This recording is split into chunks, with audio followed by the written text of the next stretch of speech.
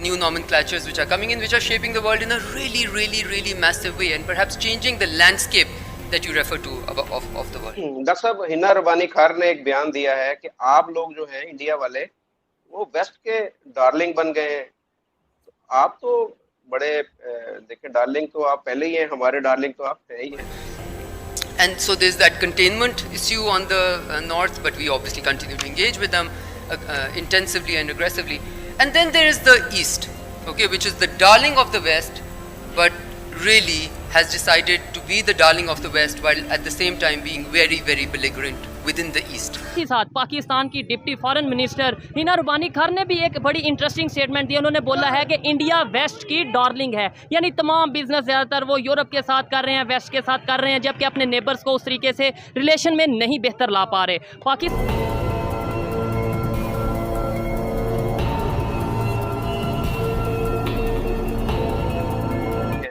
Waste के भी darling बन गए, और उधर से हमारे पीएम ने भी जो है वो बोला है कि जी हम इंडिया के साथ अच्छे जो है ताल्लुकात चाहते हैं, लेकिन पहल आपकी तरफ से हो, ये उन्होंने थोड़ा सा गड़बड़ की यहाँ पर। तो कैसे देख रहे हैं ये पाकिस्तानी स्टेटमेंट दी है इस हवाले से? क्या पहले नंबर पे तो ये बताएं कि इंडिया वाले अब इस स्टेटमेंट को सीरियस लेंगे? वो यार वो ने पाकिस्तान को सीरियस लेना ही छोड़ दिया है। उनकी नज़र में हमारी कोई रह ही नहीं गई, कोई एक्सपेक्ट रह ही नहीं गई, वैल्यू ही नहीं है। तो वो किस तरह आपसे बात ही नहीं करना चाहिए। वो कहते हैं यार ये तो खुद ही भूखा मार रहा है। दोस्तों, भारत और पाकिस्तान की अगर आप बिजनेस ट्रैजेक्टरी को चेक करें तो हम वो सारे ट्रेडिशनल काम करते हैं जो घिसे पिटे होते हैं। हमें जिन चीज़ों पे सोचना चाहिए वो है टेक वर्ल्ड, टेक्नोलॉजी की जिसे हम बात करते हैं। वहाँ के लोगों में एजुकेशन कम है या ज़्यादा है? No, here you are wrong. वहाँ के लोगों में they are very educated, they are well educated than us. हमारी जो नेशन है not educated. I'm sorry to say, मैं अपनी कौम के बारे में ऐसे बोल रहा हूँ, हमारी कौम अभी बहुत पीछे है। जय हिंद दोस्तों, वंदे मातरम। आप सभी का स्वागत है द इंडियन काफिर चैनल के एक नए वीडियो में। दोस्तों, पाकिस्तान की गृह राज्य मंत्री हिना रब्बानी खार ने भारत को डार्लिंग ऑफ द वेस्ट कहा है। इस पर तो भारत से कोई ख़ास प्रतिक्रिया नहीं दी गई है, लेकिन मैं बस एक ही चीज़ कहना चाहूँगा कि Bharat darling of the west हो या ना हो, लेकिन फादर ऑफ द पाकिस्तान ज़रूर है। दोस्तों, आप सभी से निवेदन है वीडियो को पूरा देखें, हमारे चैनल को सब्सक्राइब करें, वीडियो को लाइक शेयर करना ना भूलें। धन्यवाद। 75 साल हो गए हैं, हम अभी भी उसी कशकोल को लेके फिर रहे हैं। कभी कशकोल IMF के आगे लेके जाते हैं, कभी वही कशकोल जो है चाइना के आगे लेके जाते हैं, फिर वही कशकोल जो है सऊदी अरब के आगे, फिर UAE के आगे। तो कब हमें अक्ल आएगी, कब हमें समझ आएगी, कब हम कोशिश करेंगे कि नहीं, हम भी मांगने की बजाय हम जो है अपना किसी के साथ बिजनेस करें, ट्रेड करें, अपने मुल्क के अंदर इन्वेस्टमेंट लाएं?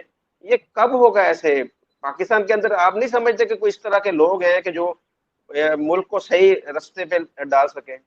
शहबाज शरीफ साहब ने बात किया, वो भी आलमी ताकतों को या अपनी पब्लिक को खुश करने के लिए की? नहीं सर, इसमें तो पूरी सियासत होती है ना। अब वो बात कर रहे हैं, वो जो जिनसे पैसे लेने हैं उनको खुश कर रहे हैं कि जी नहीं, हम तो इंडिया के बड़े ताबेदार हैं। कश्मीरियों को दे रहे हैं कि अगर लेट्स सपोज दूसरा कश्मीर का हिस्सा भी हमारे साथ आता है तो हम उन्हें अफोर्ड कर पाएंगे, उन्हें हम जो है इस तरीके से मैनेज कर पाएंगे। ये भी आप तो मैनेजर हैं, मुझे देखिए, to be very honest with you, it will be difficult. Difficult नहीं, बहुत डिफिकल्ट, वेरी डिफिकल्ट, क्योंकि जो हमारी हुकूमत है, जो हमारी गवर्नमेंट है, वो हमें ही मैनेज नहीं कर पा रही। यही बात है। अच्छा, वहाँ पे जो जॉब्स वो प्रोवाइड कर रहे हैं उन कश्मीरियों को, हमें कश्मीर से प्यार है या कश्मीरियों से प्यार है? से आपने जहाज की बात की, पर वही बात आ जाती है ना कि ऐसे हमने एक पायलट पकड़ा ना उनका, तो वो कहते हैं जो अपना 93,000 फौजी थे, फिर वो उनकी एग्जांपल देते हैं, वो तो हम हर साल 10 पायलट भी पकड़े तो उनके बराबर नहीं फिर पहुंच सकते। फिर वो कारगिल के देखो ना, वो कारगिल, आप सही कह रहे हैं, कारगिल का क्या हुआ था? देखो, शारक पकड़ ली थी ना उनकी।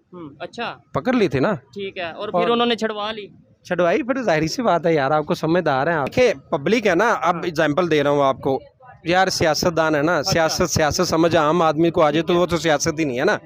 और ये इतने बड़े बड़े हैं ये सियासतदान, मोदी जी, हम उनके तो कुछ भी नहीं है। जो उनका माइंड थ्योरी है, जो उनके पास सोर्सेज है, वो जिस तरह से वो सोचते हैं उस तरह से हम तो नहीं ना सोच सकते। अच्छा, दोनों से प्यार है। आपको क्या लगता है कि जिससे प्यार हो, जहाँ पे वो सुखी रह रहा हो, जहाँ पे उसे रोटी अच्छी मिल रही हो, तो उसको वहीं पे रहने दे, खुदा रहा, उसको वहीं पे छोड़ दे। यही चीज है ना, लड़ाई झगड़े ये नहीं होना चाहिए। फिर ठीक हो गया जी। क्या लास्ट में कहेंगे, जब आप दुबई में रहते हैं, वहाँ पे जब देखते हैं इंडियंस को, पाकिस्तानीज को, क्या वहाँ पे भी लड़ते रहते हैं आपस में या वहाँ पे मिल के रहते हैं? आप तो बहुत अच्छे से जानते हैं। देखिए, जैसा कि मैंने कहा कि मैं पिछले 8 साल से दुबई में हूँ। मैं कल ही मैं लैंड किया है। ठीक है। आई जस्ट लैंडेड यस्टरडे इन पाकिस्तान, ठीक है। which is my first day in Pakistan. Okay, so the thing is, when we work together, we don't think they are Pakistani or they are Indians. ठीक है। Never.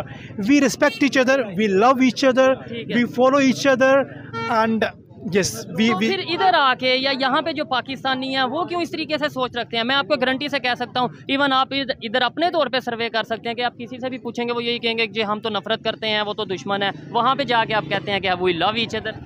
That's true. हाँ। That's true. We really love each other because we work there. ठीक है। We live there. तो अगर यहाँ पे भी आपस में ट्रेड ओपन हो जाए, आपस में बिजनेस हो, तो फिर शायद यहाँ पे भी दोनों साइड पे कहा जाए। I wish, लेकिन ये चीजें सिर्फ कहने की हद कहने से तक नहीं है, होगी। इम्प्लीमेंट नहीं होता इन चीज़ों पे, to be very honest with you. ठीक है, नहीं इसके ऊपर भी बात करते हैं। बता दें कौन सा ऐसा टॉपिक आपको लगता है कि यार इस टॉपिक के ऊपर बात करनी चाहिए, पाकिस्तान में ये चीज़ अच्छी हो रही है, डेवलपमेंट हो रही है, तो मैं उसके ऊपर नेक्स्ट वीडियो ही, मैं अभी ये रिकॉर्डिंग ऐसी चलती रहेगी, मैं नेक्स्ट वीडियो इसके ऊपर भी बना लूंगा। मुझे बताएं। चले नेक्स्ट आप जब आएंगे तब मैं इंशाल्लाह बताऊंगा। नहीं तब फिर आप सोचिएगा, और फिर अगर हुआ आपके पास टॉपिक तो हम Definite- जरूर मैं करेंगे। ऐसे बोल दूं वो टॉपिक ना आपके रिलेटेड ना और लोग देखे भी ना नहीं तो नहीं, फिर ज्यादा देखें ना देखें कोई इशू नहीं। पाकिस्तान में कोई चीज़ डेवलपमेंट की तरफ जा रही है तो मुझे बताएं, मैं उसके ऊपर बात वो करूं। तो कुछ भी नहीं है, वो तो आपको भी पता है। तो फिर यही चीज़ है, हमारा बात करने का मकसद यही होता है कि अगर नेबर में चीज़ें डेवलपमेंट की तरफ जा रही हैं तो हमें भी सीखने की हमारी ये भी कौम जो है ना, मैंने जो 8 सालों में ऑब्जर्व किया है ना दुबई में, मैं I am not saying like about my self, like I am something,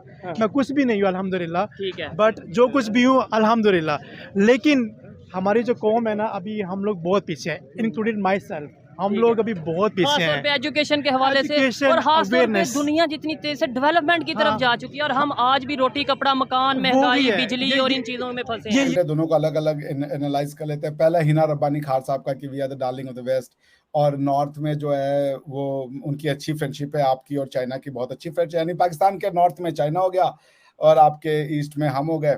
और उन्होंने ये भी कहा कि हमारा मुसलमानों के साथ अच्छा व्यवहार नहीं है, इसलिए पाकिस्तान के साथ भी अच्छा व्यवहार नहीं है, और हम वेस्ट के डालेंगे। ये 3 कंटेंट है। आइए चलिए तीनों को एनालाइज करते हैं। आप चाइना के बहुत अच्छे दोस्त हैं, आप चाइना के इतने अच्छे दोस्त हैं कि चाइना ने आपकी $2 बिलियन $1 बिलियन देने की भी हिमाकत नहीं की, और आपको वर्ल्ड बैंक के पास जाना पड़ा और उनके ऐसे टफ कंडीशंस को आपको मानना पड़ा कि कल आपके यहाँ मैंने सुना है कि 20 रुपए लीटर आपके यहाँ फी लीटर, यानी प्रति जी, बढ़ लीटर गया।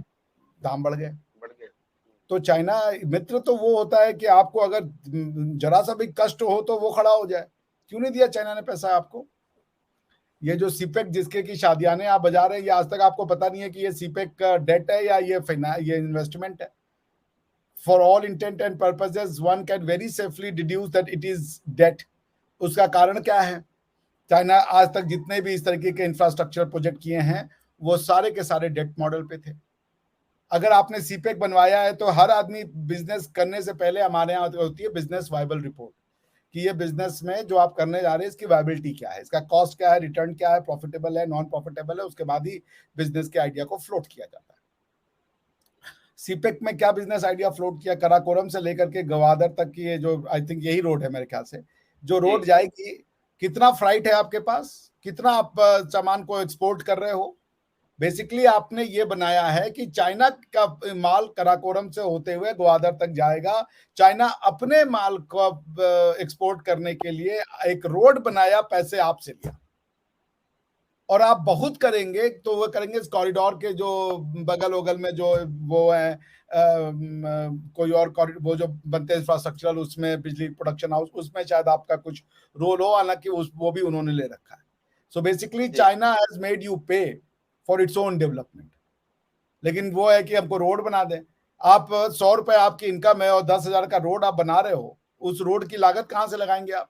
रोड बनाने के बाद वो इटर्निटी के लिए तो बनेगा नहीं, उसको तो मेंटेन भी करना पड़ेगा, वो पैसा कहाँ से लाएंगे आप? चाइना के ये मॉडल आप अगर पढ़ लेते हैं, हम्बन टोटा में यही हुआ श्रीलंका में। चाइना ने, वो प्रेमदासा जी थे, चाइना ने कहा हम तुम्हारा इंफ्रास्ट्रक्चर प्रोजेक्ट लगाते हैं और ये कोलंबो से लेकर के हम्बन टोटा तक एक क्लास वर्ल्ड क्लास रोड और वर्ल्ड क्लास पोर्ट बना देंगे, और देखो क्या हो जाएगा। इन्होंने बेच दिया अपने लोगों को ये चीज। इलेक्शन में आया कि देखिए हमारा इंफ्रास्ट्रक्चर प्रोजेक्ट बनना है, एक क्लास वर्ल्ड की रोड बनेगी, एक क्लास पोर्ट बनेगा। पोर्ट बन गई, उसकी कॉस्ट आई मान लीजिए 1 अरब रुपए, उसकी टोटल इनकम होती है 10,000 रुपए। इतना उनके पास ट्रैफिक ही नहीं है कि उसकी कॉस्ट का वो अब पूरा करवा पाए। लागत। तो हुआ क्या कि चाइना ने ले लिया उसको 99 साल की लीज पे। तो आप क्या, आपका इतना बड़ा बिजनेस है कि आपका वो वाइबल ये प्रॉफिट है, मुझे नहीं पता कि आप इतना बड़ा पैसा चुकाएंगे कहां से, अगर ये सो कॉल्ड 50-60 बिलियन डॉलर का इन्वेस्टमेंट है या 90 बिलियन डॉलर का इन्वेस्टमेंट है, मुझे याद नहीं है, जिसमें से मैंने सुना है कि 2/3 इन्वेस्टमेंट हो भी चुका है। कहां से आप 90 में 60 बिलियन डॉलर वापस करेंगे, 50 बिलियन डॉलर इनकम क्या है?